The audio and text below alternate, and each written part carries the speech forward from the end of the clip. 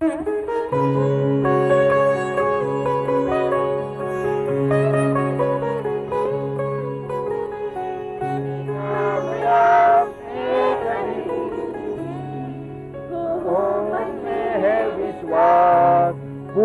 है विश्वास, हम होंगे कामयाब एक दिन। अरे वाह। चलो बच्चों, अभी अपना अपना पाठ पढ़ो। आज कुछ लड़कियां नहीं आई क्या? नहीं, इतनी है। बस दो ही लड़कियां? हाँ, और इनमें भी एक मेरी बेटी है, चंदा। अच्छा, तो आपने बाकी माँ बाप से बात नहीं की? बात की, लेकिन यहाँ के हालात कुछ ऐसे ही है। माँ बाप खुद भी पढ़े लिखे नहीं है, और किसी ने हमारी बात मानकर स्कूल में बच्ची को भेज भी दिया, तो थोड़े ही दिन में बच्ची स्कूल आना छोड़ देती है।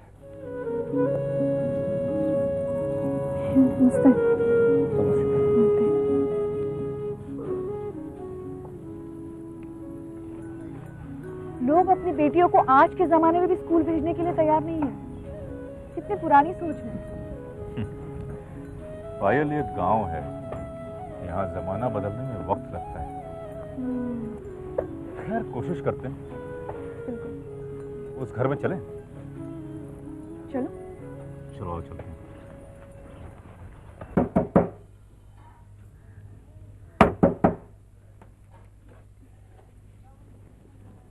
नमस्ते काका। नमस्ते काका, आपकी कोई बेटी है? जी हाँ। अरे फुलवा। अच्छा, आप इसको स्कूल भेजते हैं? जी नहीं। क्यों? अब क्या करेगी स्कूल जाकर? पढ़ेगी लिखेगी। अब क्या फायदा है इसको पढ़ा के? अरे बहुत फायदा है।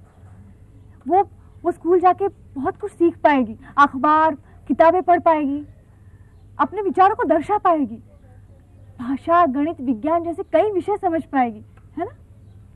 उससे क्या होगा? अरे घर का कामकाज सीखेगी तो हाथ बटा पाएगी, यहाँ भी और जब अपने घर जाएगी वहाँ भी। आप समझ नहीं रहे काका। माफ कीजिए बहन जी। अरे आप कहाँ इसमें समय बर्बाद कर रहे हो? आइए बैठिए, छाछ पियेंगे? जी नहीं, हम चलते हैं। अच्छा, जय राम जी की। जय राम जी।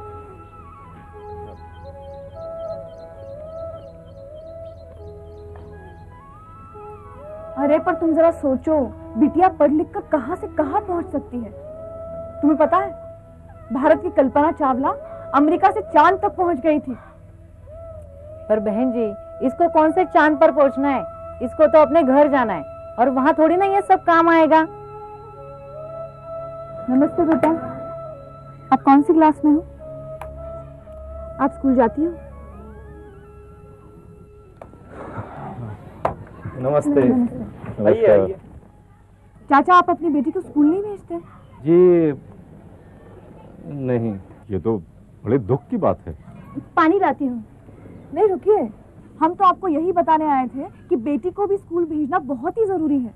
हाँ, पर उसे पढ़ाना लिखाना आपकी जिम्मेदारी है, आप उससे मुकर नहीं सकते। वो तो ठीक है, पर अगर बात ठीक है तो फिर उसमें परवर की जरूरत क्या है? करा दीजिए दाखिला कल से ही। क्या आप नहीं चाहती कि आपकी बेटी पढ़े लिखे? रोटी सेकती हूँ, आप हमारे घर खाएंगे आज?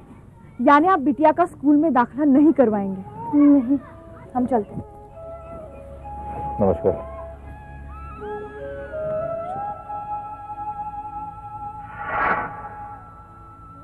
गौतम और पायल ने क्या गलती की? गौतम और पायल ने गांव वालों के शिक्षा के स्तर और मानसिकता को जाने बिना लड़कियों को स्कूल भेजने पर जोर दिया।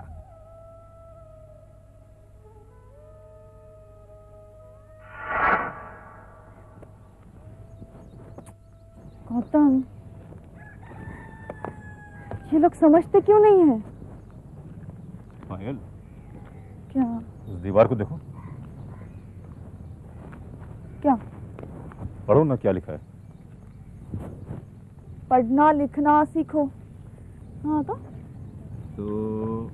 अरे काका जी, एक मिनट। काका, उस दीवार पर क्या लिखा है बताएंगे? क्या है ये? हाँ, अरे क्या मजाक कर रहे हो भाई, हमें तो पढ़ना लिखना भी नहीं आता है। जी राम राम। समझी कुछ? इस दीवार पर लिखा गया संदेश जिसके लिए है वो तो इसे पढ़ ही नहीं सकता। मतलब ये पायल कि हम भी तो वही गलती कर रहे हैं। हमें भी उनसे उसी भाषा में बात करनी चाहिए थी जिसे वो समझ सकें। पर हमने हिंदी में ही तो बात की। पायल, मैं उस भाषा की बात नहीं कर रहा हूं। मैं विचार, व्यवहार, संस्कार और उदाहरणों की भाषा की बात कर रहा हूं। गौतम, ऐसे ही मेरा मन खराब है। तुम और पहेलियां मत बुझाओ, फिर साफ साफ बताओ कि हम क्या गलती कर रहे हैं। बताना क्या है पायल, कल मैं तुम्हें दिखाता हूँ। आ जाओ, आ जाओ, सब हो जाएगा, परेशान मत हो, आ जाओ।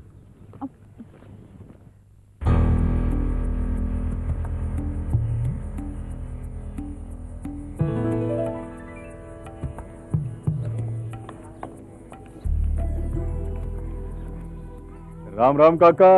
अरे राम राम राम राम। कहाँ चल दिए सवेरे सवेरे बंठन के? अरे नहीं भाई, पंचायत ऑफिस जा रहा था। वो क्या, पिताजी के गुजरने के बाद वो सारे जमीन जायदाद के कागजात मेरे नाम पे करने थे ना, इसीलिए। अच्छा। साल भर हो गया लेकिन अब तक चक्कर ही लगा रहे हैं, है ना? हाँ। एक बात बताओ काका, अर्जी वर्जी दी? वही तो देने जा रहा हूँ। लिख ली? जरा दिखाओ तो। क्यों मजाक कर रहे हो? अरे मुझे कहाँ आता है पढ़ना लिखना। वही पंचायत के सामने जो मुंशी बैठा रहता है ना, उसी से लिखवा लूंगा। अच्छा, वो ऐसे ही लिख देते हैं? बड़ा पुण्य का काम करते हैं वो। अरे छोड़ो भी, वो कौन सा मेरा सगा लगता है कि मुफ्त में लिखेगा। पूरे 5 रुपए लेता है। ओहो, अच्छा, पैसे लेता है वो। ओहो, तो चलो काका, इस बार तो मैं ही लिख दूं अर्जी। लेकिन अगली बार क्या करोगे?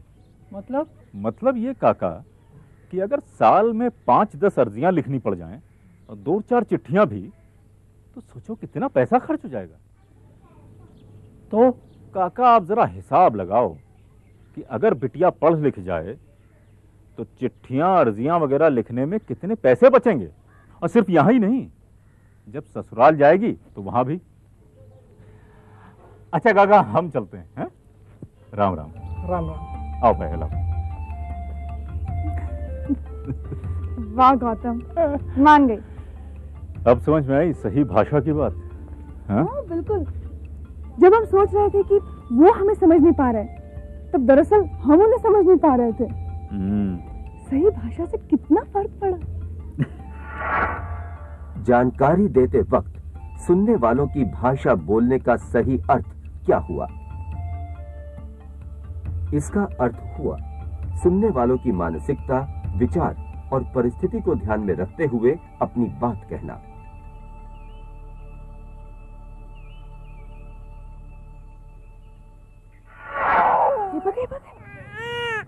पर ऐसी कौन सी गलती हो गई मुझसे बहन जी?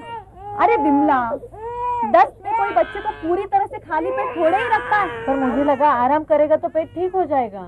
चल मुन्नी खेलने चले। मुन्नी कहीं नहीं जाएगी, उसके भाई को बुखार है। उसका दस्त तो काफी बढ़ गया है, इसके शरीर से पूरी तरह से पानी निकल चुका है। हाँ, तो इसे ओआरएस का घोल देना चाहिए। चुप, तुमसे किसी ने पूछा क्या? बड़ी आई मास्टर की बेटी। अरे चंदा ठीक ही तो कह रही है।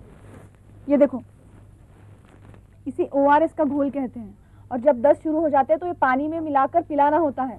मुन्नी, जरा एक गिलास पानी तो लाना। ना ना ना ना, मेरा बाबू, मेरा बाबू, ना ना ना। चंदा, जरा बताना तो, ओआरएस के घोल के बारे में तुम्हें कैसे पता? हमारे स्कूल में सिखाते हैं। ये सब स्कूल में सिखाते हैं? वही तो, तुम समझती कि स्कूल में सिर्फ किताबी पढ़ाई होती है, पर सच बात तो ये है कि बच्चियां काफी कुछ सीख जाती हैं। स्वास्थ्य के बारे में, बचत के बारे में, और रोज के जीवन में काम आने वाली बहुत सी बातें। क्यों, क्या ख्याल है? लोगों की अपनी जिंदगी से लिए गए उदाहरण अन्य उदाहरणों से बेहतर क्यों है? ऐसा करने से बताई गई बातों को बेहतर और आसान ढंग से समझाया जा सकता है।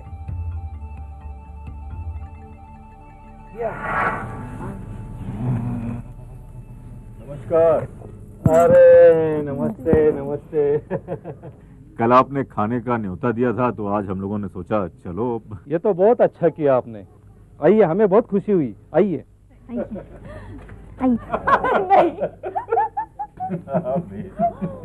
ये हमारे बेटी दुलारी है। फिर आप इसे?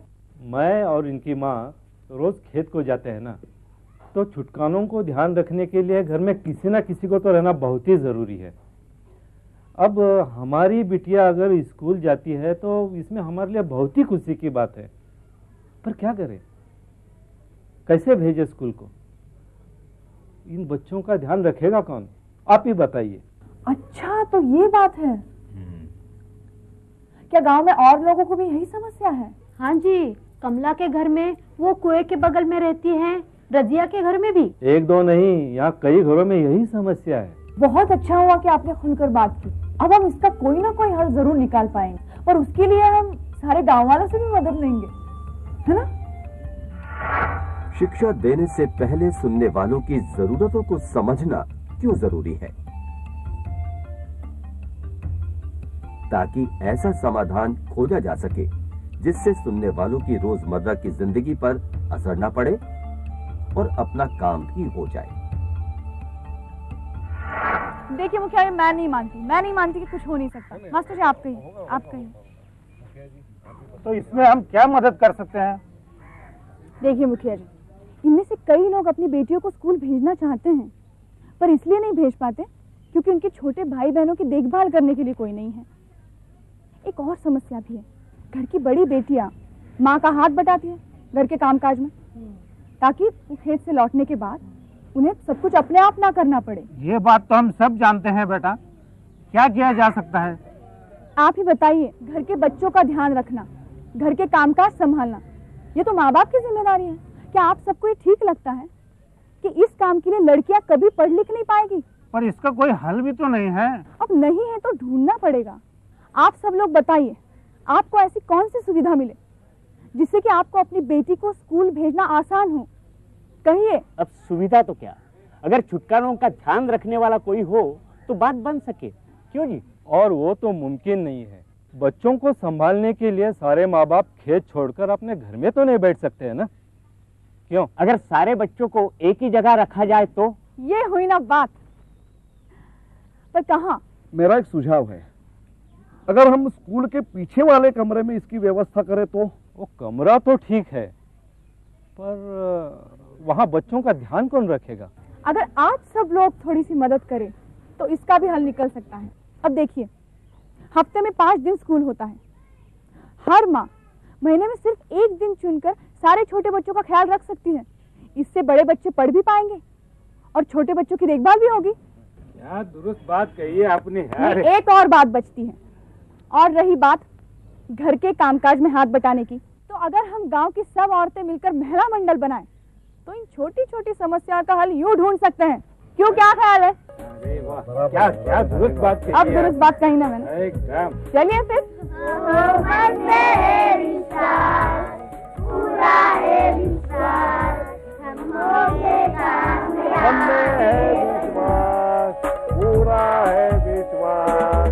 होंगे कामयाब एक दिन।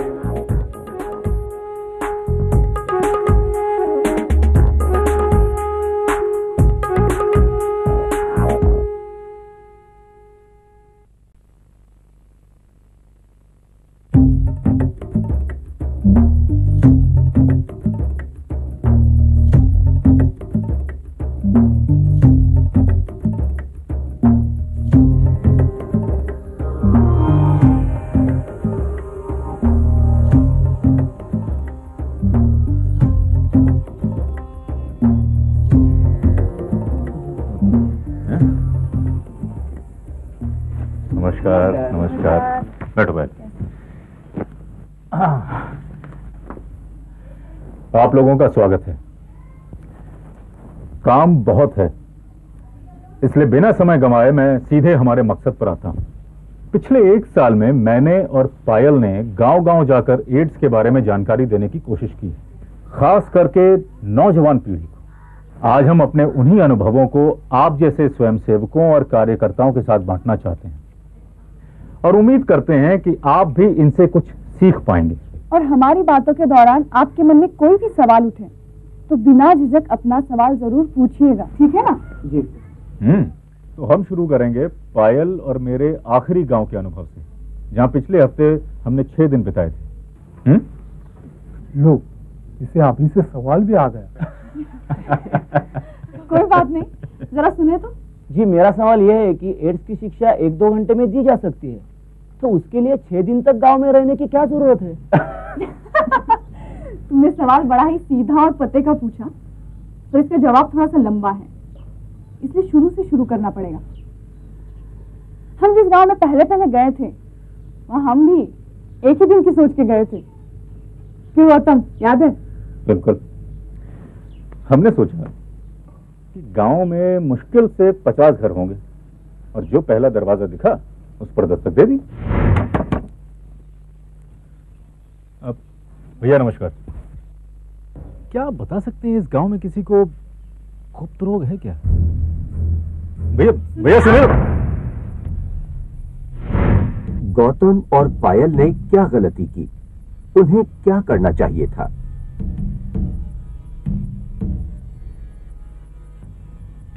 गौतम और पायल को बातचीत की शुरुआत गुप्त रोगों से नहीं करनी चाहिए थी।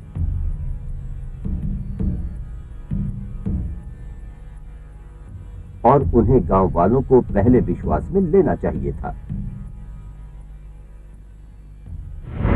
तो इसके बाद हम समझे कि एड्स जैसे विषय पर पहले ही दिन गांव में कोई खुलकर बात नहीं करता, इसीलिए अगले गांव में हमने पहले से सावधानी बरती।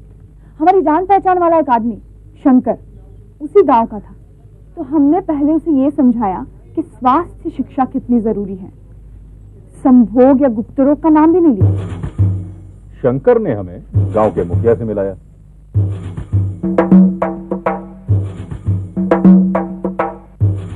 बस फिर शुरू हो गया वहां से शिक्षा का सिलसिला। घर घर जाकर लोगों को बुलाने में हमारे साथ मुखिया जी भी जुड़ गए।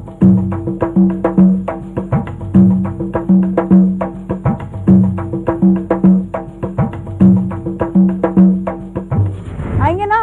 हाँ, देखते हैं। क्या देखते हैं? अरे इस जवानी में ये महीने में 10 दिन तो खटिया पे पड़ा रहता है।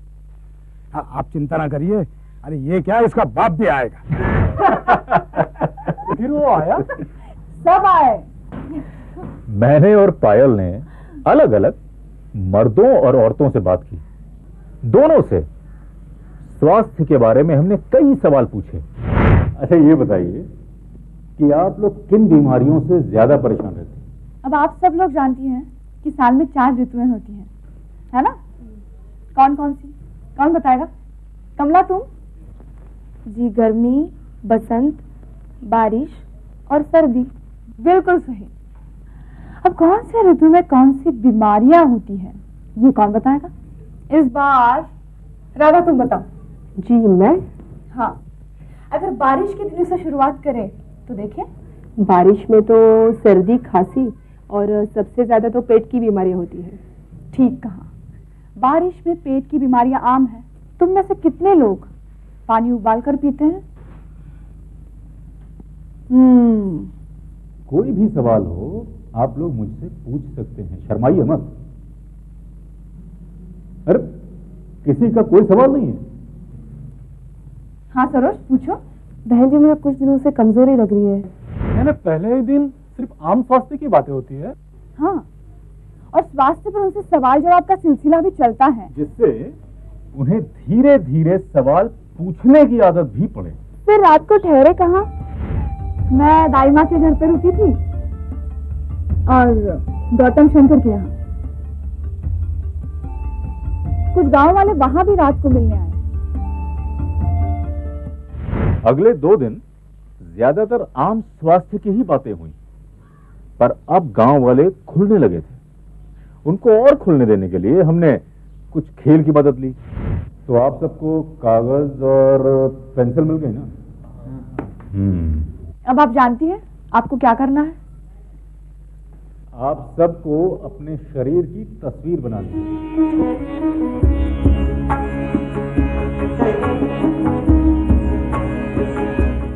सबने अपनी अपनी तस्वीर बना ली है? लाइए। बहुत अच्छे, पर अब की बार कपड़ों के साथ नहीं, आप जैसी हैं वैसी तस्वीर बनाइए। मानव शरीर की तस्वीर को लेकर हमने हर अंग में होने वाली बीमारियों पर बात करनी शुरू की, पर गुप्त अंग और उनमें होने वाली बीमारियों के बारे में बात करने का वक्त अभी भी नहीं आया था। उस पर हम तीसरे दिन पहुंचे। तो कल और परसों हमने शरीर में होने वाले बीमारियों के बारे में बातें की। कौन कौन से अंगों के बारे में बात की, जरा बताओ तो। बाल, सर और पाँव, आंख और कान, छाती और गला, अब पेट। बिल्कुल सही। आज हम बात करेंगे पुरुष लिंग और स्त्री योनि के बारे में। वो भी हमारे दूसरे अंगों की तरह ही है और उनमें भी बीमारियां हो सकती हैं, तो इसमें शर्माने की क्या बात है। गुप्त रोगों के बारे में जानकारी देने के लिए धीरे धीरे आगे बढ़ने में क्या फायदा है।